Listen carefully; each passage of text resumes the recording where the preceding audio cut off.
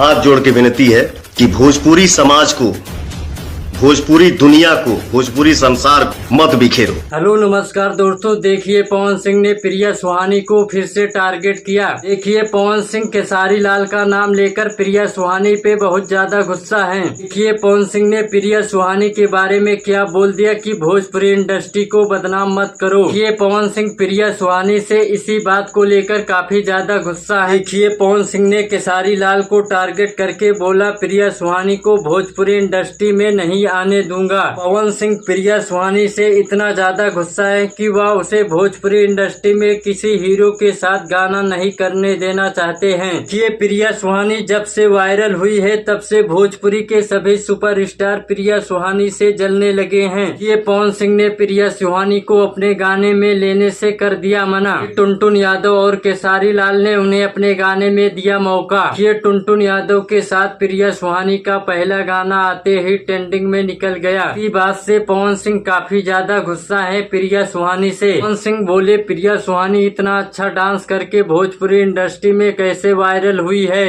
मैं उसे भोजपुरी इंडस्ट्री में काम नहीं दूंगा। अगर वीडियो अच्छा लगा वीडियो को लाइक और चैनल को सब्सक्राइब जरूर करें।